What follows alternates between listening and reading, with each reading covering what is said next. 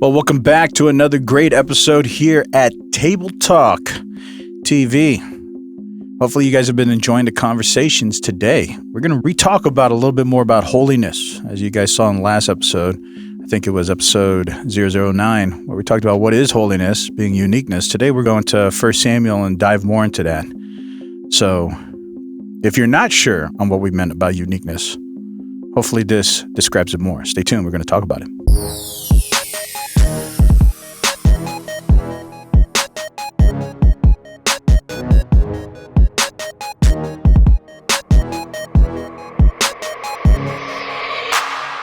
So, Mr. Colleague, we're going to be going down Hannah's prayer. What is so unique about this prayer? What is so holy about this prayer?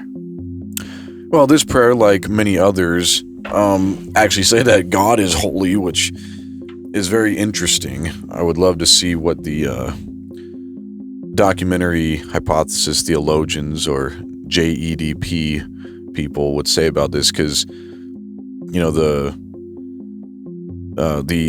Yahwists and all the other Elohists and Deuteronomists and Levites, they would have altered or edited this scene here. They should all be charged with absolute stupidity, or at least they're just straight lying, saying, yes, we know that we took these ideas from other gods, meaning that Yahweh's not unique, he's just borrowed from other gods and other ideas. It's strange. Well, what makes this prayer so different than all the other prayers? Because you're right, that is the context. Every ancient religion had their prayers to their deities, and assuming that they believed these prayers would be answered, that's why they continue praying. I assume that all these ancient religions, they wouldn't keep praying if they never believed their prayers would ever get answered. So I assume at some point they believed their prayers did get answered. That's why they continued giving sacrifices and prayers. Well, sometimes in other ancient literature, you do find that gods don't answer sometimes, because the gods you're not going to find in any ancient literature. Doesn't matter if you go to the Canaanite literature, Ugaritic, Babylonian, Egyptian, Roman, Greek literature. The gods did not care about humans, and we covered that before. They just didn't care. The only time they did care is if they were, sexually attracted to human beings, specifically a woman, a singular woman or a group of women. But that's the only care they show for human beings. And they'll even call it love. That's their version of love towards some kind of human organization or person. But so it wasn't uncommon for gods to not answer prayers, because they just didn't care about you anyway. You're asking them to do you a favor, and there's really no benefit to them at all. It's like there's just nothing for them. So why would they grant your wish? So are you asserting that the God of the Bible always answers prayer? At least as recorded. Now maybe he didn't, and maybe they didn't record those times that he didn't. But he always answers with either a no or a positive yes, either giving them what they ask for or not giving them what they ask for, and then telling them why, because they're sinful or whatever. But he always answers with either a yes or a no. Is that something that every individual, because that's a very large claim, because I'm sure a lot of people who are listening, they pray and they feel like God doesn't answer in any way, yes or no. Well, yeah, that's a whole prayer, that's a video for itself. But I would just say you just have to listen, because answers don't always happen audibly unless you're a prophet. And even the prophets didn't have the privilege of always hearing God audibly. Sometimes God did things and showed them things through animals or through mountains, through the sky, through thunder, through whatever. So God sometimes uses his audible voice, even with the prophets. Just common Joes like us are not prophets, so we're not going to hear God audibly. So you're not saying that all prayers are like that. It's just specifically the prophets or the ones who have authority to hear God like that would always have their prayers answered, at least in some context of yes or no. No, I'm saying everybody who prays to God, the real God. Again, if you're praying to just some unicorn on planet Zenith, it's not going to hear you because it doesn't exist. But if you are praying to the real God, then your prayer will be answered, whether in the yes or the no. I'm saying you're not going to hear an audible voice. Even prophets didn't hear audible voices all the time. So if you're just a common Joe like myself and you're praying and asking God, you have to sometimes look for other ways that God's answering you. I just can hear the other people asking, well, wouldn't that be the same thing with these pagan gods? They'll just say, well, God was speaking in a different way. You just had to look for it in a different way. So he was speaking also, just not with a yes and no like we would know, but he was saying yes and no like Zeus or whoever, just in a different way. You just need to look for it. Yeah, so that's what's really crazy about this verse. So this whole passage, it's just 10 verses in Hannah's prayer. So if you guys go to 1 Samuel chapter 2, specifically verse 2. So 1 Samuel chapter 2, verse 2, it says, "No one is holy like the Lord. There is no one other than you. There is no rock like our God."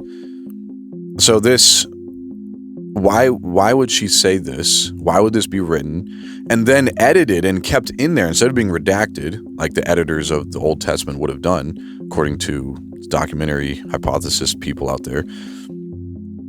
Why did they leave this in here if they didn't believe this was true?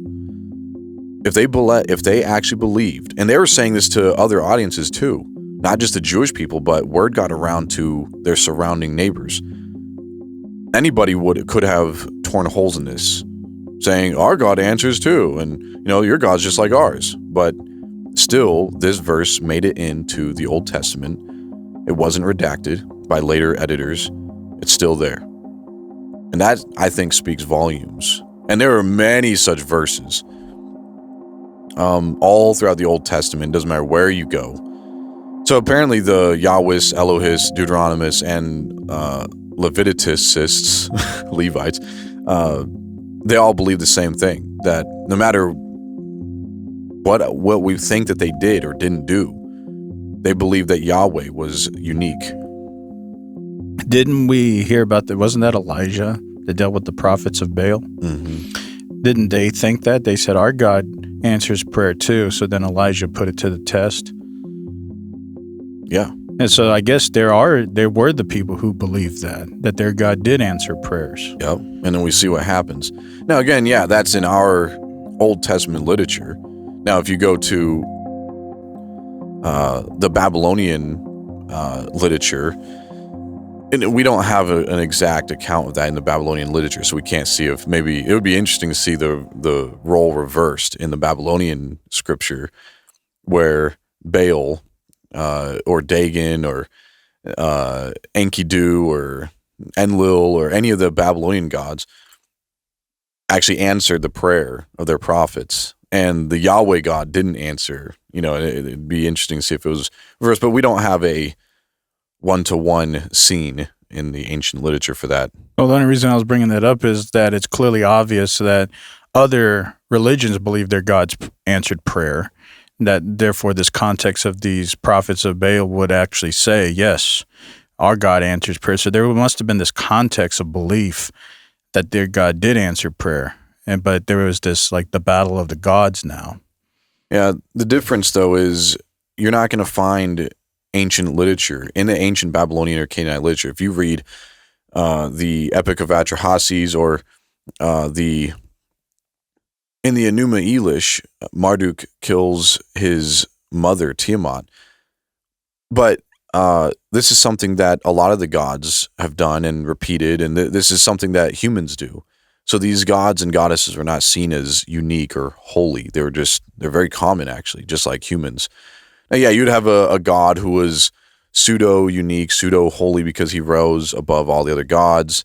And again, a lot of this stuff is fantasy. You could tell, like, after he kills his mother, Tiamat, which is the seawater or the saltwater goddess, he spreads her out over the whole canopy of the earth. He literally rips her in half and spreads her apart over the whole earth, which is just it's hard. Yeah. Anyway, and you can believe that that's literal if you want, but like I said, going back to this prayer, this is not the genre that this was put in is not fantasy. It's not mythical. This is actually it would have been seen as a historical document.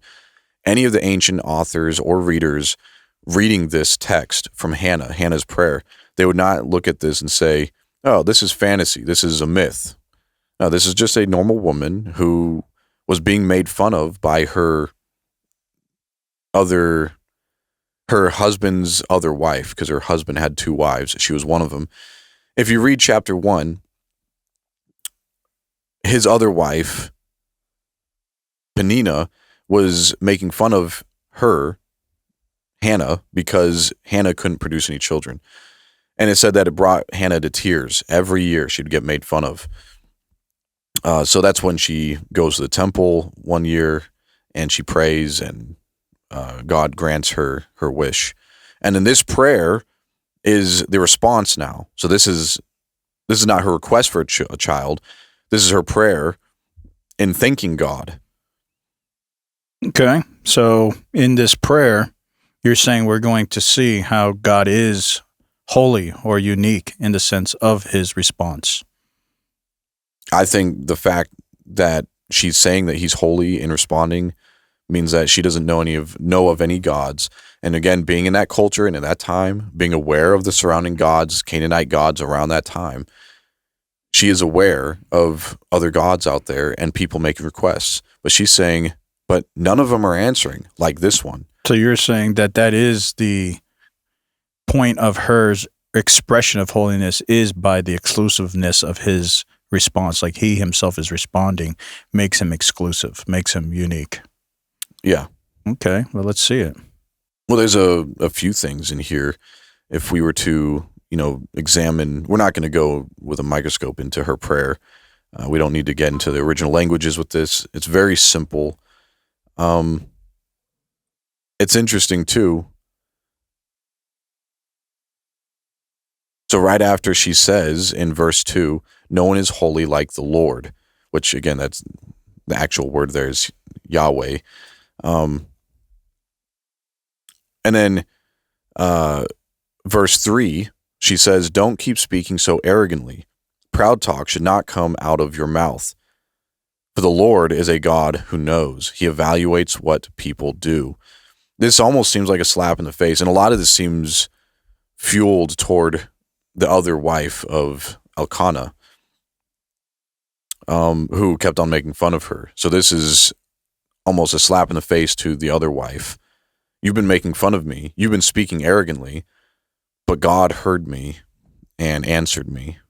Now, we can use this universally too, for anybody who's wanting to talk proudly and arrogantly against somebody else, because that's really what you're doing. If you're talking arrogantly or proudly against someone else, you're talking bad about somebody else. You're being arrogant. But they may be praying and asking God to hear their prayers, and then you're going to be in trouble, because now you're going to have to eat your very words that you were saying.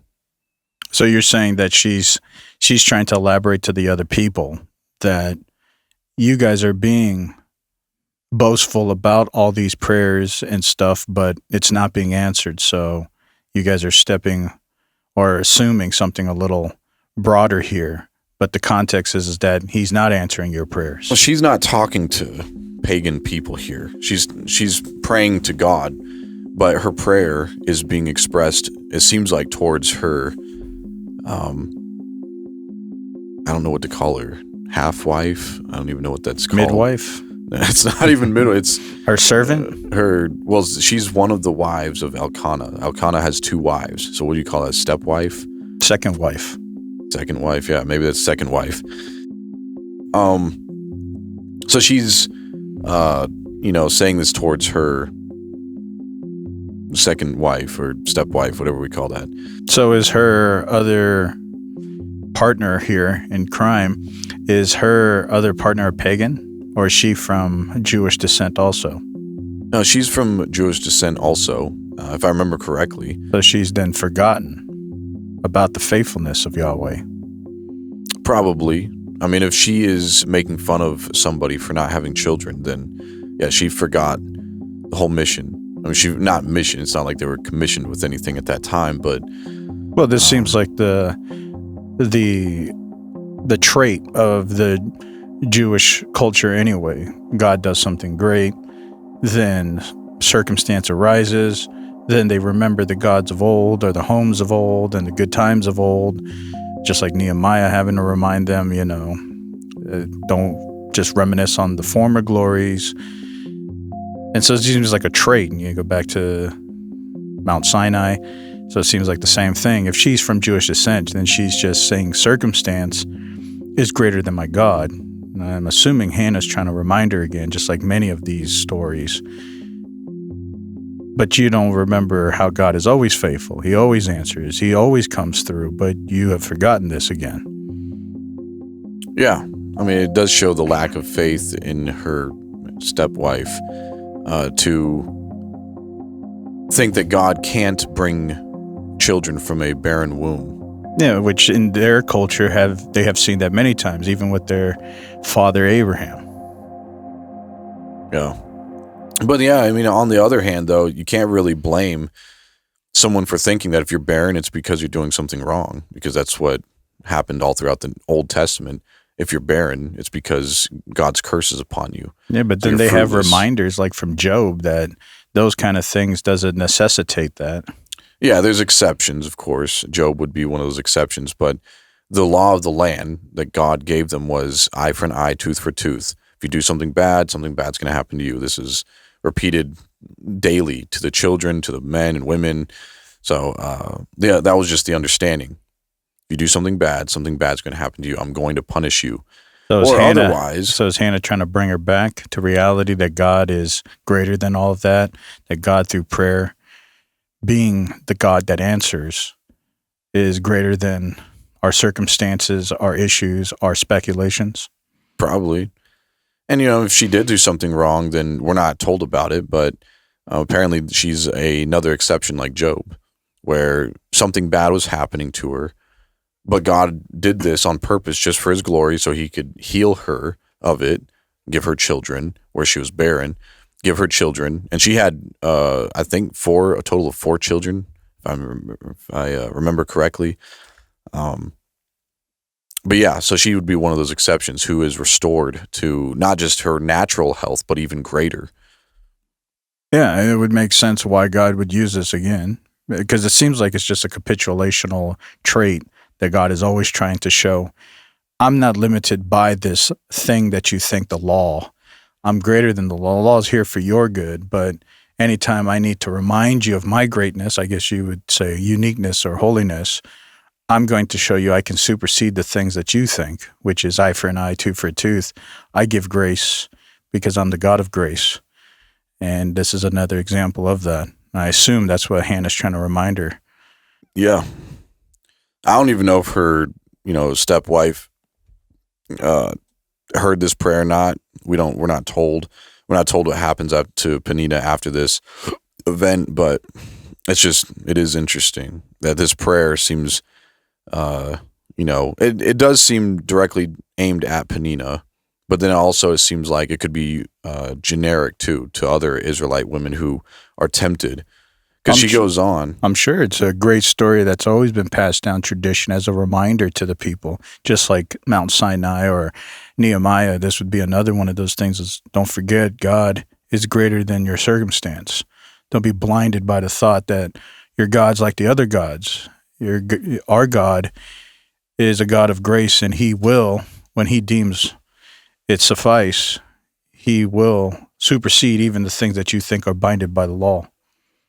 Yeah, and it's interesting with that tradition, again, anybody in their right mind being aware of the surrounding neighboring beliefs, which you have to believe that they were aware of it, and then they incorporate it in there if you're a documentary hypothesis person. You can't have your cake and your Edith. You can either have your cake or your Edith. You can't have both.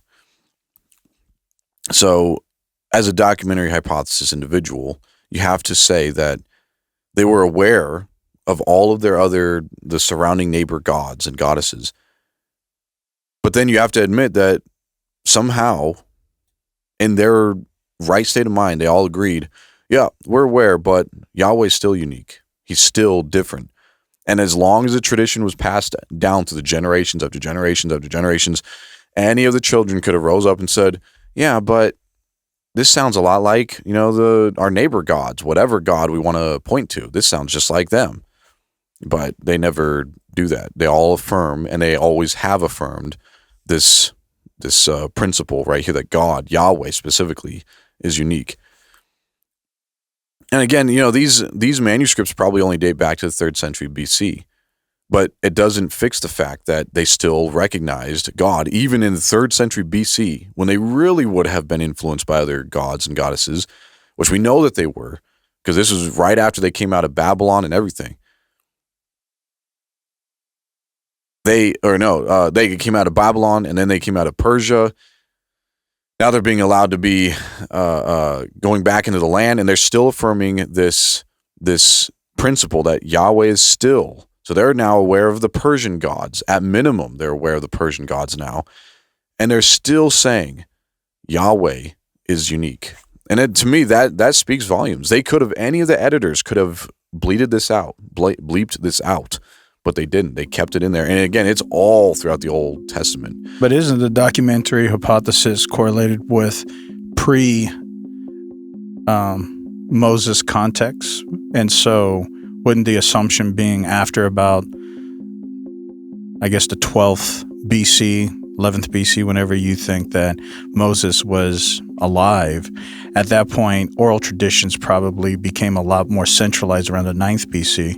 And then those traditions would be stabilized. They wouldn't fluctuate anymore. But before this point, 13th, 14th BC, like before Moses, this is when these different... I think he'd be alive in the 15th century BC. Well, I guess it speculates, who knows? That's why I'm giving this range between 11th, 15th, who knows? But if whenever it even existed. Yeah, right. So, but the hypothesis would be before Moses, these segmented groups created this, but then by the 9th century, these oral traditions centralized, and then they wouldn't have changed anymore. So the idea would then be, well, before Moses, or the idea of Moses, this is why there's segmentations of these thoughts. But of course, after Moses existed, this is why, and Samuel will be after Moses, of course, these things wouldn't change anymore. So they would have already all agreed that this is all centralized anyway. And so the editors wouldn't have no bias by the 3rd century to eradicate it anyway, because these oral traditions would have already been passed down for 6 centuries. Yeah, I'll do you one even better. Let's pretend that which you're not going to find any secular or religious historian that says this, but let's go even further and just say the whole Old Testament was written by some guy claiming to be Moses and the prophets and the writing, the David and Solomon, the person who made up all these writings, 3 parts of the Old Testament. He wrote all of it in the 4th century BC.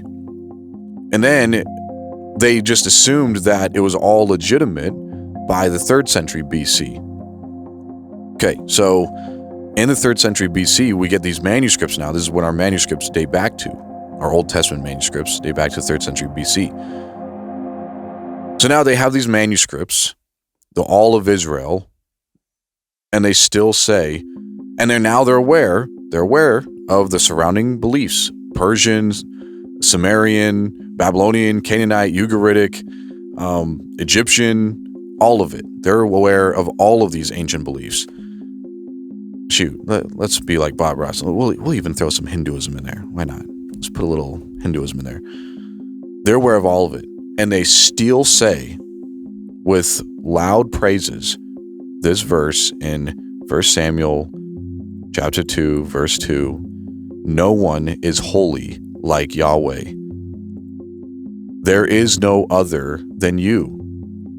There is no rock like our God. They still affirm that verse. Any one of them would have looked at that and said, yeah, but we know that's not true. There are other gods like Yahweh. you would have been seeing mass droves of Jewish people leaving their faith and going to other gods and goddesses and worship. Now, someone could make the argument, yeah, but what about the honor-shame society that they had back then versus our American individualistic society?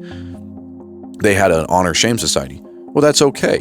Do you see all throughout the Old Testament, if we can believe the accounts, that people left the faith many times? Samson himself left. He actually married a Canaanite woman, and he kept on, mingling with the other nations. So it was easy to leave, especially if you're a giant of the faith, and if you're a Jewish giant and you left, you're just going to bring everybody with you. And God actually gets, in the Old Testament accounts, God gets mad at people for doing this, like Balaam, for example, who led people away from Israel to worship other gods. Anyway, my point is, it just doesn't make sense why everyone would still look at this verse right here before us and the many other Old Testament passages and say, yep, that checks out. Our God's holy. He's unique. Well, that's what I was saying. I would assume that by the 9th century, these traditions have been so centralized that they can't make these adjustments anymore because these traditions now have to be memorized. And if they want the memorization to continue successionally, by this point, they have to say whatever it is, this is just what it's going to be. But the argument would be, but they had all this time before the 9th century to create these speculational assumptions, like these different four-segmented groups before Moses. They're the ones that had these distinguishments about the events and where it came from and whose God it was, and was it really Eli or this or that. But eventually, the Jewish people decided by at least the 9th century, well, whatever it all is, we need to compartmentalize it all into one segmented thing that's never going to change again. And now we're going to continually repeat this tradition forever, and then finally write it down in the 3rd century. If we look at it like Mormonism today, I don't know how many people know this or not, but Mormons are not allowed to watch YouTube. At least they weren't allowed. Maybe they are in this generation, but they weren't just a few years ago. I've talked to many Mormons. They would tell me, I would try to show them something on YouTube. They would say, we're not allowed to watch YouTube. So they're just not allowed to watch YouTube. I don't know how they control their people to make sure they're not watching YouTube, but they're not allowed to watch YouTube. And the reason for that is because knowledge is power. So they're going to be aware of the other gods, and they're going to be aware. YouTube and other internet websites will show them how common their God is. Their God is not unique. It's not holy. It's very common. In fact, it's an adaptation of previous gods and goddesses. And that's fine. And you can keep believing in that if you want to. You can believe in a common God, just like all the other gods. But, nobody in their right mind, no Mormon, with access to the internet and with access to their own literature is going to say, our God is unique. Nobody. So if their literature says God is holy, which they stole the Old Testament from Judeo-Christians. So if they read these passages in their own Bible and says God is holy, they're not going to be able to affirm that. And their Bible's pretty thick, so they could probably get away with just saying, I haven't read that part yet or whatever. These Jewish people's Bible wasn't that big. It's the same 39 books we have, but at that time it was 22 books. So they were all aware of this passage, and yet and the many others throughout the Old Testament. And they still said, yes, they were not like the Mormons today. They were aware of the other gods around them. According to JEDP, they were aware and even influenced by other gods. So why would they still say, nope, God's holy? Yahweh specifically is holy, not like all the other gods. Like some people could make the argument, kind of like how at some point they had to condense these all different canons, whichever council or whichever groupings you want to decide made this. There's all these canons from Ethiopia, Alexandria, all this stuff, and all these bishops had different formats of the Bible. But at some point they had to eradicate all the Gnostical contextual books and say we're going to only have 66 Bibles. Somebody could make the argument, well, at some point the Jewish people had to do the same thing. They had all these myths and traditions and oral pass downs from the different sub-breaks and maybe different tribes that were interacting with other segmented gods and religions. And at some point by the 9th century, these rabbis had to decide to compartmentalize all these different obscured myths and say which ones are we going to get rid of and which ones are we going to keep. And then by the 9th century, they decided these are the ones we're going to solidify and continually pass down as oral traditions, and all the other ones we're never going to repeat anymore. And nobody would ever know because by everything's oral tradition. So then 6 centuries later, when they do write it in the 3rd century BC, nobody would know that by the 9th century, they already eradicated all these strange myths. I understand that. I'm actually giving that to the skeptics out there. I'm saying, let's do that. Let's say some guy named Moses, some guy claimed to be Moses, wrote the entire Old Testament and just spoofed it all. Well, he wouldn't have spoofed it. He just decided which things to keep and not. Fine. Let's just say he wrote it all. He literally wrote it all the night before, and then he handed it to his copyists, and then they handed it to their copyists, and yada, yada. And then now we have the 3rd century BC. And he just did that in the 4th century. Well, he BC, couldn't have done it like before. with Samuel and all that because those are people that would be afterwards. No, the oldest manuscripts we have for the entire Old Testament is 3rd century BC. I know, writing. So right, what I'm saying, right. I'm giving it to him, and I'm saying, let's pretend. I'll give you even more. Let's pretend that some guy claiming to be Moses, some guy claiming to be Samuel, he claimed to be all these different people, but he was just one guy who wrote the entire thing the night before, 4th century BC, passed it on to his copyists, had them copy it or whatever. Now we have 3rd century BC manuscripts. And now everybody in the 3rd century, all the Jews, have to affirm this in the 3rd century BC. How does that make sense?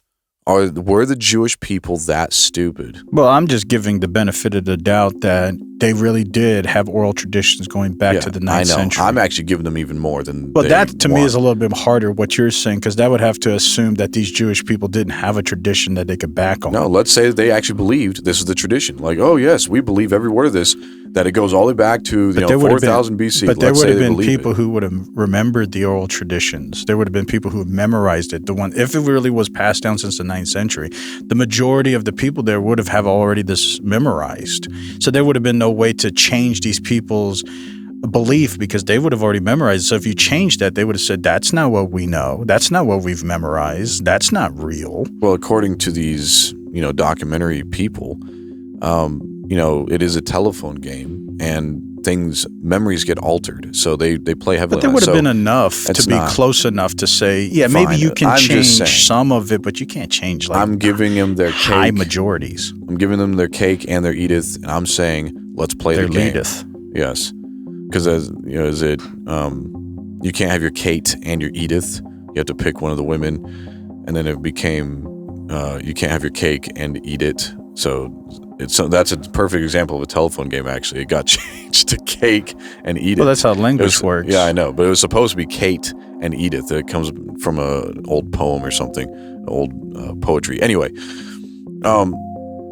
so I'm just messing with it by saying you can't have your cake. I get what you're saying. It's just it would be just tough. Yeah, you probably could do some things, but you couldn't change mass majorities. That's beside the point. I just want to hear somebody tell me that the Jews in the 3rd century were that stupid that they affirmed passages like this, saying Yahweh is the most holy God. He is unique. There is no other God like him. All the Old Testament says the same thing. And they affirmed this, and they said, yeah, we're aware of the Persian gods, the Hindu gods, the Canaanite gods, Ugaritic gods, Babylonian gods, the Egyptian gods. We're aware of all the millions and millions of gods, Greek, Roman, all of it. And we still affirm this. Yahweh is the only one. And they're doing this as, I assume they're really smart, but it seems like people would have us believe that these Jewish people were just stupid back then, and they were just a bunch of Neanderthal cavemen. But we know that's not the case either. Well, somebody could make the argument it's no different than American culture today. You have the elite, so you would have these rabbis, and they would be the ones dictating all of this stuff. And the average person, let's assume that, just for the benefit of the doubt of what you're saying, that there's just this person writing this stuff. well, then they would just be like the average person today listening to the government saying, well, that's what they say. They wouldn't lie to us. So then they just believe it just because their leaders are the ones that said this is what it's always been. And they just would accept it, just like American people today accept that the government would never lie to them. Yeah, because when you're unburdened from what has been, Yeah, you turn into a coconut. yeah. But see, that's what happens when people like Doofenshmirtz gets in the office and Afghanistan. yeah, and they tell you to believe something so stupid that everybody in America knows is false. We all know because we have ears, eyes, and we know about the surrounding ideologies. So, for example, if somebody says someone's being a Nazi, a political candidate is being a Nazi, everybody knows what Nazism means. But there's always half of the population that actually still believes it. That's true. So let's cut it in half. So half of Israel at that time should have went with Doofenshmirtz. But I will say the other half should have left and said, this is one thing that is really real. big difference between them and American culture is that we really pride ourselves in individuality and independency. They did not. They would say whatever the priests were saying, whatever these rabbis are saying, that's just what it is. We are not living in this republic. We are really in this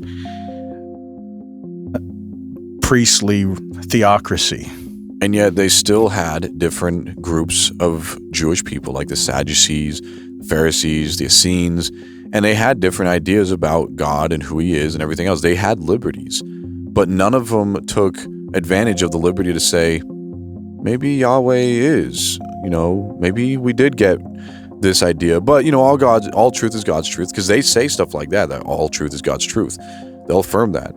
So they could have easily said, we adapted our story from the Epic of Gilgamesh, which at that time it wouldn't be called that, but they could have said from, Babylon, we got this idea. Because if you read the Talmudic literature, they do say stuff similar to this, just not with Yahweh. They say stuff like Daniel used Hebrew gematria to interpret this Aramaic phrase, many, many tekel, I can't remember the phrase that was written on the wall of Belshazzar and all that.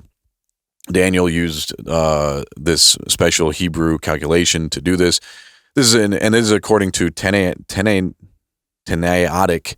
authority, they say, in the Talmud. So they did stuff like this, that we got these languages, we got these concepts from Babylon, from Canaan, from wherever, from Egypt, but they never say that about God. They never say that about Yahweh. Like, yeah, he's an adaptation from El and Baal. We just, Baal says he's the thunder god, but Yahweh really is the thunder god. Like they don't say anything. See, in the Talmudic literature, it's interesting that it's all just, it's not like average people. They're all the rabbis. They're all the priests talking about this stuff. And at some point, it's like, well, the average person, like I'm saying back to correlation, is like the average American. Well, I'm not a constitutional lawyer. I don't know all this stuff. So whatever the government's telling me, whatever these authorities, the CDC, NIH, anybody, that whatever they're saying, it must be true. I'm not going to believe that they're lying to me. So if they're reading that if you don't vote for a certain candidate, then you're a Nazi. No, I'm saying there's half of the nobody's believing that. But in America, there's half of the people that believe that. They really believe that. They truly believe that. And then there's half of America that really doesn't. But of course, we have independency and we have this republic. But for these Jewish people, it's even more strict. That whatever these rabbis say, that's just what it is. No, there was Hellenistic literature as well. And then you had Philo, who was very influential in the Alexandrian region of the empire at that time in the New Testament era. Actually, he was a little bit before Christ. So it was, I guess, he's a Hellenist, typical Hellenist philosopher who wrote a lot about this Jewish ideologies. But none of them put Yahweh still. I mean, they had liberties to go into weird ideas. Anybody reading Philo or Enoch or any of the Hellenistic literature, and even comparing it to the rabbinic literature, you have almost a Sadducean literature, the Hellenistic literature, and then you have the rabbinic, which scholars say is Pharisaic, possibly the Essene rabbis helped write the Talmudic literature as well, but Now, when I say right, of course, it wasn't composed until 3rd and 2nd century AD, but the ideas were circulating in the 1st and 2nd century, the 1st century BC to 2nd century AD. But the ideas were circulating. What I'm saying is that the average person didn't want to get disqualified from participating in the festivals and participating in all these things that they thought was sacred. And they know if they went too far outside of the spectrum, and people would know that these people are creating antithesis to what these rabbis are teaching, they're going to get abrogated. And so there's only so much they can do before they get disassociated from participating in any of these rituals that they thought were very sacred. So at some point, there's only so much they can do. You're not going to get that in America. You can say whatever you want. When you have even Roman and Greek historians like Tacitus or Pliny writing about the uniqueness of these Christians or the Jews, and even comparing their uniquenesses, like these two religions are weird, for saying things like that the Christians didn't have an image, just like the Jewish people who were before them. They didn't have an image made of their God. They worship this. They just worship God. There's no image, and he just thought that was weird. In Tacitus specifically, Pliny thought it was weird that people would actually die for this Jesus and worship him as God. It was just weird. When you see people, even exterior people, writing about the uniqueness of a specific religion against all the other religions, that speaks volumes, and it sounds a lot like Robot Pirate Island. Mm. So tell us, returning back to Hannah's prayer, tell us what she was trying to elaborate about this uniqueness. Well, this specific passage is talking about the uniqueness of God because he answered her prayer. He says, she says in this specific passage that he's unique. And then she goes on that there is no rock like our God.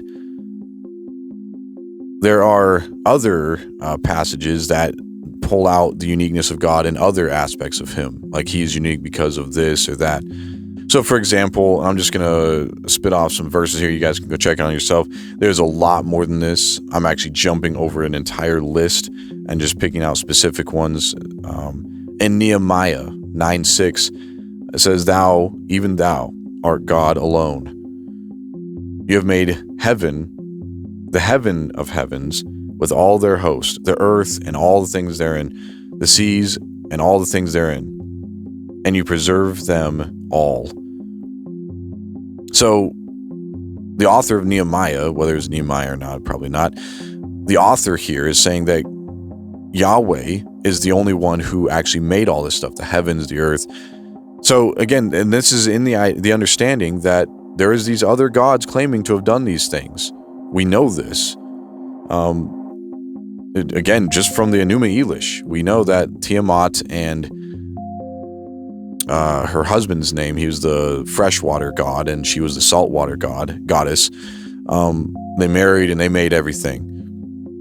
You have across the whole, we're not going to get into all the other ancient literature, they all have gods who create everything. But this one's saying, according to Nehemiah 9:6, Yahweh is the one who did this. And he's the only one doing this, which again screams that he's aware, whoever wrote this is aware of all the other claims of all the other gods. Because the other literature out there circulating does not say that this God alone, Enki alone made this, or Ra alone made this. It just says they made it. This is the only place you're going to find where it says Yahweh alone did this. So it's just weird. Now, you don't have to believe it or not. I mean, you can believe it if you want. You don't have to believe it. It's just weird that somebody in that ancient culture, aware of it, obviously says, I'm aware, but this God alone is the one who did it. I'm aware of all the other claims, and that's why I have to say he alone did it. Well, at minimum, it's just only identifying the idea that they won an exclusiveness. So yeah, at minimum, you have to say they believe they were exclusive. Yep. Yeah, the context of are they exclusive? Like the truth claim. Well, we don't. That's a faith claim. But Well, we'd have to believe that all the ancient Jews reading this. Well, that's what I'm saying. At minimum, you have to assume that those people want to believe a truth claim that he is exclusive in all of these actions. Again, that's a faith claim that somebody has to believe. Can't prove that God is the one that did all of that, but you have to at least assume that the readers of this text believe that, because they're not wanting that to be revised at minimum. Yeah, they all had to follow in with the stupidity. If it was not a real claim, I don't know about that's so exclusive. I wouldn't say stupidity, but at least the idea of eliteness, because this is saying that we are the best, we are the elite, we are the God of gods, we have the God of gods. And this is the stuff that made Pliny scratch his head at the Christians, because Jesus made similar claims for being the only way to heaven. He said, I'm aware of all the other gods out there, again, but I'm the only way. The fact that you have to say you're the only way means that you're aware of other ways. But he's saying he's the only way to heaven. Well, like I said, it makes sense to me culturally. You're not going to think something outside of your culture unless you're just wanting to be unique. In their culture, they only understood a polygamy of religions. They didn't understand this idea of exclusiveness of gods. So for them, in their culture, that would be strange to say there's only one God. That's what I'm saying. For them, I'm sure it seemed weird that there's this guy who wants to say, no, I am the only one. And then looking at his arrangement, his position, and the way he was dealt with the crucifixion and everything, and then for them to say, and this out of all the gods you wanted to choose was the one that you wanted to choose to say is if there was to be an exclusive God, this is the one. That was probably even more strange to them, because in their mind, if I was to choose one, it probably wouldn't be this guy. Yeah, again, here's another one in Psalms 86:10. It says, "For you are great, and you do wondrous things. You are God alone." Again, and it's like, what, have you never heard? And I know the JEDP, people, they're going to say, no, of course they were aware. They were actually influenced by all these other gods and goddesses. Yeah. So we know that this individual who wrote this, whoever it was aware of it. But he said, yeah, this one's the only one who actually does wondrous things. It's like, what a claim. What a claim. And then the Jewish people had to follow in suit and say, yep, that's true, just out of pure stupidity. Or they knew that this was true, that there is one God who's actually doing wondrous things that none of the other gods were able to do. You have magicians. Magicians were common for other religions. But in this religion specifically, magicians are outcast. You're not allowed to do illusory tricks. And I think that itself is another thing. So, here's another one. Isaiah 43:10 and 11. You are my witnesses, says Yahweh, and my servant whom I have chosen, that you may know and believe me, and understand that I am he. Before me there was no God formed, neither shall there be after me. I, even I, am Yahweh, and beside me there is no Savior. So that is another interesting thing. They all had to affirm, no gods save people. No gods are saving people, and no gods were before this God. And they all had to agree with that, knowing the slew of other millions of gods before them. And they said, no, this is the only one. The only one. It's like, what caused them to think like that? That's what's interesting. Well, that monotheism is that strangeness. Anytime there is, because the polytheistic idea, it would be common. That's just a common notion since the Mesopotamian times. So of course, the one thing that everybody has to acknowledge that's unique is this monotheistic idea that we're not going to have a plethora of gods. See, the only way this could work is if this was a cult, and maybe that's what you're describing is. Well, yeah, if you're talking about, that's how these documentary theses would propagate. They're alluding. This is just an obscure cult of all these other cults. Sure. So this is a cult. But according to cult specialists, you need one individual to rule all of them. You can have denominations within a cult, like if you look at Mormons or Jehovah's Witnesses, for example. There's different breaks in denominations. They're not supposed to be, but it just happens. So you could have Pharisees and Sadducees, for example, in the Tannaitic period of Judaism. And it could still be a cult. But who's the leader? Who's leading it? And we can't just say, well, the Hasmonean Empire, the Maccabean brothers. That doesn't, it's not. Well, it's tough because if anytime because the document hypotheses is always pre-Moses. And then either they believe Moses was a derivative of these individuals, like a character they created, or Moses is a contributor to all of this. It's one of the two. And most likely that they created Moses.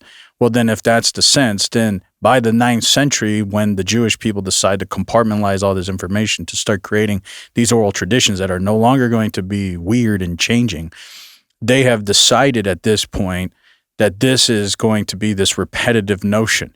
But before all of this, they had all these opportunities to make it whatever they wanted. So, again, according to cult specialists, you to have a cult, one of the outlying characteristics of a cult is you have to have boundaries, and you have to literally cut people out of your boundary for crossing the boundary. You have to cut them out, and nobody can be friends with you. Nobody can talk to you anymore. That's the main characteristic of a cult. You have one ruler. Once you start introducing different, more rulers, like a synod or a council of people, by happenstance, it ceases to be a cult. You need one human being that's alive. He has to be alive still, currently, and he has to, whatever he says or she says goes, or else you get cut out of the cult. One person. As soon as you have a council of people, the cult starts getting too watery, because now you have different ideas. Should we really cut them out? Maybe we shouldn't cut them out. The boundary of the cult gets so mainstream. You could make the theory that in the 9th century there were this people that rose up, this man or whoever, to compartmentalize these ideas. And then what happened is they started making these exile rules. And if anybody went out, then these people get exiled. And those people eventually died off or converted into a different exterior religion. But the ones that stayed within, they're the ones that continued on. And then eventually you grow, just like any other cult. Eventually you will have councils, just like any cult. Like you can say a Mormon, they have councils now, and they function well. So yeah, of course, in the beginning, there's these groups of these one men or two men that create this idea. Well, it's so just once, you can see it with Mormonism, with Brigham Young and Joseph Smith, and these groups of men. And once they died, that's when more people, more councils, more prophets came in alive at the same time. That's what happens. The same thing with the Moonies. His power actually got transferred to his wife. Mm-hmm. So now she's the head of the cult. So it's still a cult because there's one person who rules it all. Once you have 2, 3, a council, it ceases to be a cult because the boundaries get widened so much it becomes mainstream. And now it's not a cult anymore. You're not really getting kicked out anymore because there's so many different opinions and different belief systems within this umbrella. So now it's just a religion. It's not a cult. What I'm saying is it starts as a cult. Yeah, it starts. But then it eventually turns into a religion. Sure. Well, that's what I'm saying. By the 9th century, it could have arisen as this man or two man that had this cult, but then eventually it turned into this mainstream religion. Okay, fine. Now, let's take that. That's my point exactly. Let's take that into the 3rd century and even into Jesus' times. Why on earth were they still affirming this literature? Because it's mainstream now. It wasn't. The Mormons don't affirm their literature because it's technically it's not a cult anymore. Mormonism's not a cult anymore. It was when there was one captain over the whole ship. But now that there's too many captains, it's not a cult. There's so many denominations now. You can be a Mormon and go to a strip club now. You can be a Mormon and pretty much do anything. But that's what you see in the Talmudic literature. The rabbis over time started arguing about this stuff because it was mainstream. That's right. So now, Mormons don't even have to affirm Joseph Smith anymore. They could say the guy was a liar, a doofus cake. They could say it all. They don't need him anymore. So why don't we see the same thing happening with the Jewish people in the 3rd century BC or on? why are they still affirming? Well, you can't make the correlation with today's stuff because we're too independent. We live in this. I'm not talking about today. I'm talking about back then. No, why are they still? Because back in those days, it's a lot more just theocracy in the sense that the isolation or abrogation from community was very strict comparative to anything today. So what you would see today in cults or mainstream religions that break off, you still have a lot of freedom. You don't have like real exile. Back in those days, exile just means absolute abrogation. You're cut off from everything. And so in those days, Abraham and when Moses, yeah, that's right. If you weren't circumcised, you were cut out. I'm saying even by 3rd, 4th BC, the Jewish traditions would have still absolutely put you in massive exile. You ain't getting nothing. Well, I don't know. Again, that's why when Antiochus came in and he sacrificed the pig on the altar and he demanded that all the Jewish people start worshiping him, and he was perceived to be the abomination of desolation by the Jewish people at that time. But all the Jews followed suit, except for just a few families, and those few families rose up and took him over and all that. But that wasn't until later. Most, like 90% of the population, followed in suit. Well, you could see that trait though a lot of times through the kings, all these weird kings throughout the history of Israel. A lot of them would just turn away too, and God would give them this time of abandonment from the faith, and eventually there'd be prophets and people that rise up to restore the kingdom. That's not that strange either. That doesn't sound like a cult. In fact, technically that is not a cult. Well, you could say you need one captain, and if one person strays, they cut them off. That's it. Well, you could say it's kind of like what people would correlate with the Reformation, and so Martin Luther was trying to bring back or fix what he saw that was distorted through the Catholic Church. And this would be like, you could make an analogy to these prophets that rise up to restore the kingdoms of Israel. And so, well, I'm saying these. So why are people still affirming in the 3rd century BC? Why are people aware of all the ancient gods still affirming what we just read in 1 Samuel? That Yahweh is the only one. What I'm saying is, if we were to make an analogy of Martin Luther as the rise up of the Reformation, the protest, that means the analogy would be that there's these 1,000 years of this strange doctrine that people have been believing, and they've been continually believing this thing.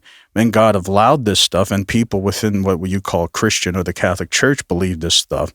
But then there had to be at some point somebody that rised up to try to fix what was all corrupted. But people believed it. They genuinely believed this was all legitimate.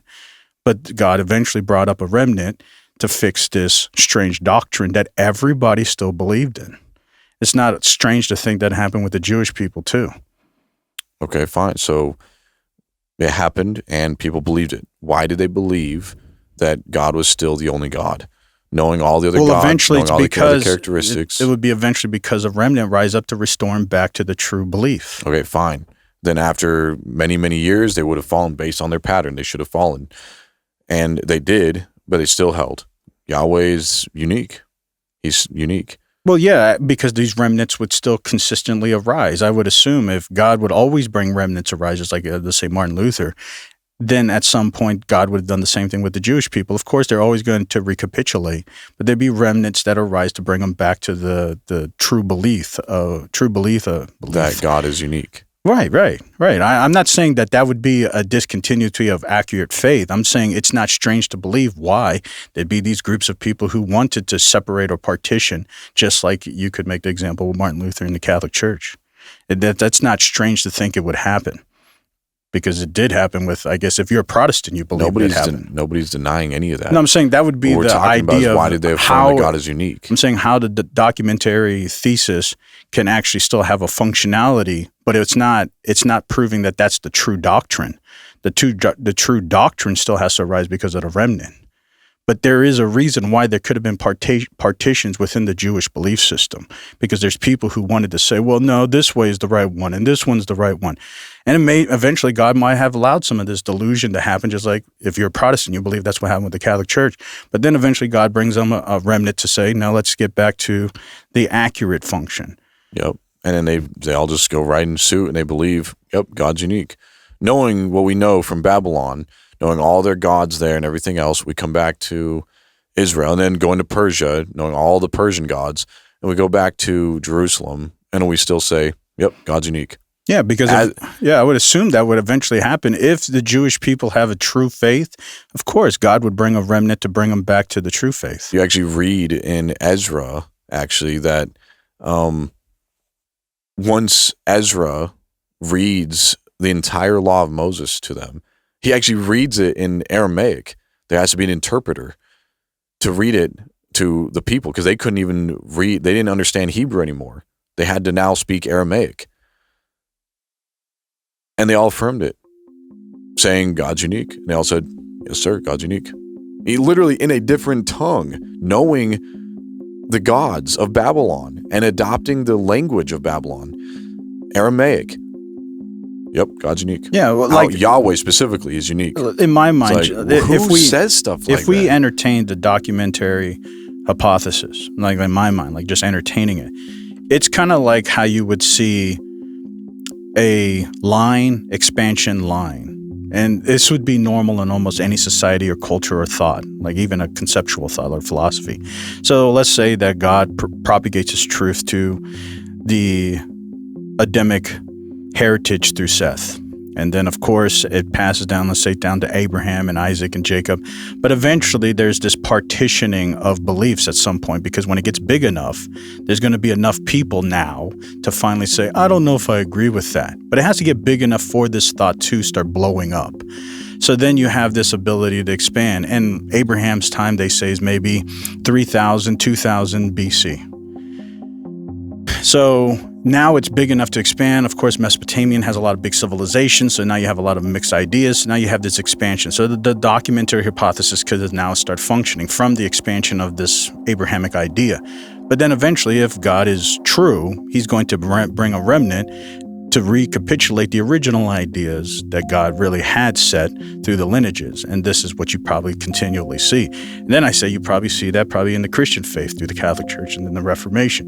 You'll see the same thing. It's not like God abolishes the context of strange ideas. He allows that. But at some point, you will return back to the true faith or true belief of something. And so that God is unique. Right. Yeah. That's what I'm saying. There is a true faith. It's just to entertain the thought to say, I don't have to deny the documentary hypothesis. I can say, fine, maybe it is true, but God doesn't negate true faith or true doctrine. I know, yeah. I'm not saying that, I'm not negating the documentary hypothesis. Yeah, that's all I'm trying to say, is that there is a way that works, plus the true faith still is there, but God has to restore it through a remnant. Yeah, I'm simply saying somehow they have to make this work. They either have to conclude that the Jewish people in that day, the ancient Israelites, were just absolute morons, and they were just a bunch of parrots as, yes, sir, you tell me how high, I'm going to jump, all right, or you tell me to jump, I'm going to ask how high. They never had thoughts of their own, which we know is not true, again, according to the other surrounding ancient Jewish literature. The Hellenistic literature actually dates back to the same time period, 3rd century BC. Well, it's just natural human thought. There's no way people don't speculate. Of course they're going to think. That's what I'm saying. So they would have to be absolute morons. Or there's something to it. That's the only other, I don't know, maybe they can find another way around this, that these ancient Israelites would say, knowing, again, all these other gods, and still saying, yep, Yahweh's unique. He's the only God that saves. He's the only God like ours that's the rock. He's the only God that actually answers prayers. He's the only God that created everything. There was no God that existed before him. Like all this stuff that they just acknowledge, like, oh yeah, we believe it. Absolutely, 100%. Yeah, and ultimately, yeah, and I get why they say that, because the documentary hypothesis is what created all the predating to Moses. For our audience sake, the only reason we're talking so much about JEDP, otherwise known as the documentary hypothesis, is because it is an idea that's widespread out there, not just in scholarship, but you can hear it in common people. Unbelievers know about this idea. I used to hear about it all the time when I was a Uber driver. All the time I heard about it. That Christians stole their ideas from other surrounding gods and goddesses like Greek or Roman gods. That's where Christ came from. Or they stole Christ from the Egyptian god Osiris, who also was claimed to have resurrected and all this stuff. And then if you ask them about the Jewish culture, they'll say, oh yeah, that was stolen from Babylonian. And it's crazy how much just common lay people know about the Christian Bible. And they're not Christians, just common people, young, old, doesn't matter. It is interesting. And I think it's because of TikTok and social media. They're just learning these little bite-sized pieces of truth. And they're accepting it. And it's not all lies.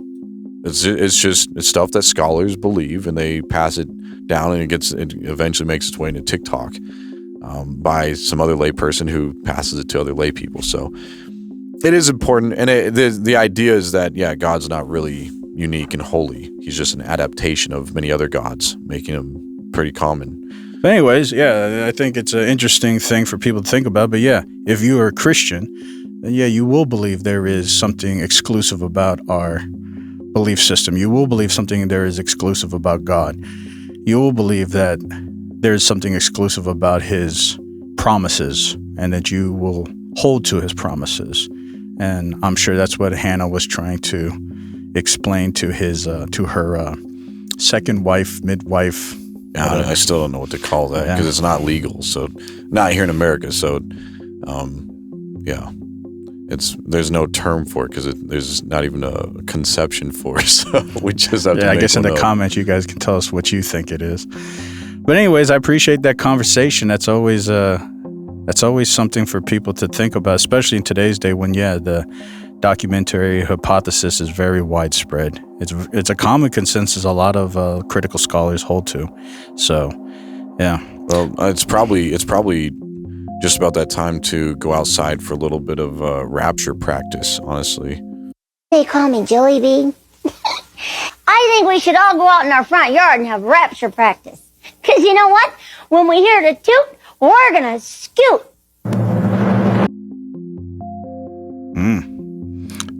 And they're gone. Yeah. And that's what happened to them. Yeah, that's what happened to theology. Well, anyways, hopefully you guys enjoyed this conversation, and tune in next week for another conversation. We're not sure what it's going to be, but hopefully you guys have been enjoying it. Check us out on the audio podcast at Table Talk TV, on Spotify, on Apple iTunes. You can check us out on YouTube. I'm assuming that's where you're watching this every Sunday. But until next time, this is Table Talk TV. We're signing out.